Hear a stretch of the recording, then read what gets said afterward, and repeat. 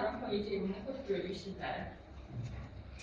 Əlbəttə, günümüzü gözəlləşdirən poeziya və musiqi bugün hər ikisinin şurada yürütülür.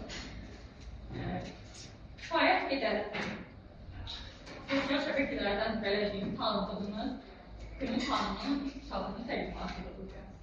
Gönül xanımın kitabına bəlkə də əbəs yerə Faiz qadının adını verməyib, ancaq bütün şairlərin ən böyük, yəni yaşantısının ən böyük hissəsi baharcı sevgidir və əlbəttə ki, poeziyadır. Poeziya elə ömrün bahar fəsli deməkdir. Bugün bu bahar günündə, elə Gönül xanımın doğum günündə bir daha sizlərə xoş gəlsin deyirəm. Gönül xanımı sizlərin və burada ürəyi olub, özü burada olmayanların adından təbrik edirəm, gəlin onu alqışlayın.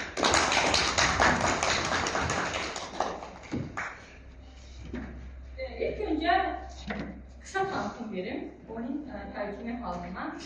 Gönül Tatlı, Gönül Hacıyeva, Allah yar qızı. Mayıs 1981-ci ildə Quba rayonunun Çiçi kəndində ziyalı ailəsində anadan olmuşdur. O, orta məktəbi Şahran rayonunun Zeybə kəndində oxuyub bitirmişdir. Hobbisi mahnı oxumaq və dinləməkdir. İncəsənətə meyilli olan Gönül xanım uşaqlıqdan şeir yazmağa həvəsli olub. Bu həvəs istedad onun şair kimi tanınmağına yol açır. Gönül xanımın şeirləri antologiyalarda, qəzetlərdə, jurnallarda və bəzi saytlarda çap olunur. Onlarla mahnı müəllifi olan şairə xanım, qızıl qələm, vətənpərvər şairə, birin şairəsi, xalqın ziyalısı, Xurşudbanın Naxıran media mükafatlarına layiq görülmüşdür. Əsasən şeirləri məhəbbət, vətənpərvərlik mövzusunda yazan Gönül xanım uşaqlıqdan məktəbdə keçirilən tədbirlərdə fəal iştirak edib, şeirlər səsləndirib, mahnılar oxumuşdur. Gözəl ruhu ürəyi ilə sevilən, həmkarları və dostları tərəfindən taxtlı ləqəbli qazınan Gönül iki övlad sahibidir. Allah saxlasın, övladlarından biri burada bizimlədir, şəriflərcə biri buradadır. Onu da salamlayıram, çox gözəl belə yeni hikmətlidir. Mən düşünürəm ki, hər bir valideyn, hər bir ana, xüsusən də analarımız ömrünün daha çox hissəsini, vaxtının daha çox hissəsini övladlarına həsr edir.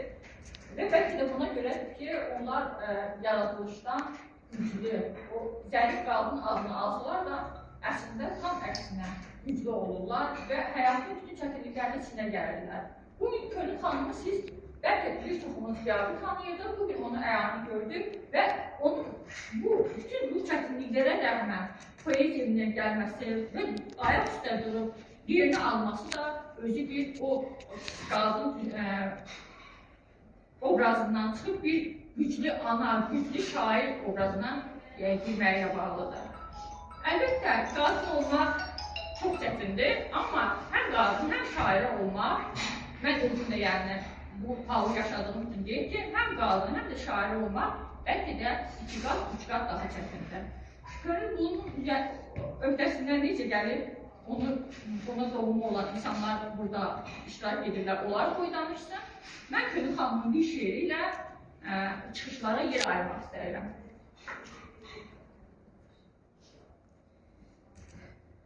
İşləyən şeir. Fikir verir, şeirin adı da poeziyadır. Hər görən kəs məni bəxtəvər sanır.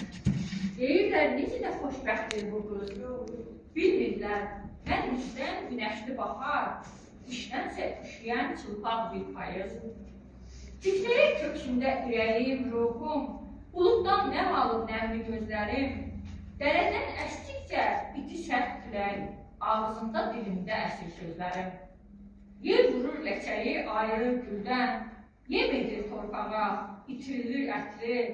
Könlü başını çiz duman alıb, düşlür yazdığı hər şey sətir. Tam təsadüf və həm də tam kitabımızın adını, av havasını özündə əks etdirən bir şiir həqiqətən də faiz ruhlu bir şiir. Bəlkə də elə əbəs yerə demirlər ki, o şairlər fəsillərini dəyişən zamanında daha çox yazırlar. Bəlkə də elə buna görədir ki, Gönül xanımda daha çox faizdən, yağışdan, sisdən, dumandan yazır. Çıxışlara yer ayıraq, çünki bir vaxtımız sürətlə keçəcək, qarşı zamanlarda bir çox bəlkə də hamı çıxıb getmək istəyirdi. Ancaq müəyyən nüanslara diqqətə çatdıraq ki, vaxt aralığı var, vaxt çox önəmlidir. İlk çıxış üçün sözü Azərbaycan Yazıçılar Birliyi Şabran bölməsinin sədrinin dəyərli yazıçımız, çevirdiğimiz Aydın müəllimə verirəm. Aydın tanıyın.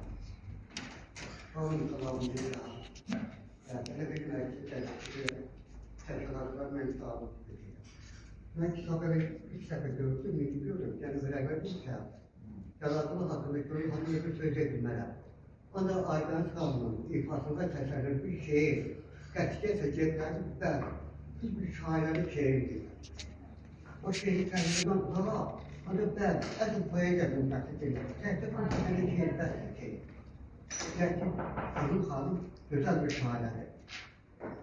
Ben kitabın adı geldi. Faiz aldım. Ömer Yolu Kalma algılardı ki, nöbeti kitabı olsun, bahar kaldı. Ben bunu alacağım. İnşallah nöbeti kitabı olsun, bahar kaldı. Şiiri bahar. Yani, böyle faiz kaldı, bahar kaldı. Nöbeti kitabı alacağım, ben çok sevdiğim, optikmiş, böyle olsun. Bunlar algılayacağım ve rehber algılayacağım.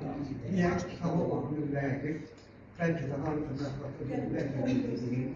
Ve o bir şeyle kendisi, hayır, hayır.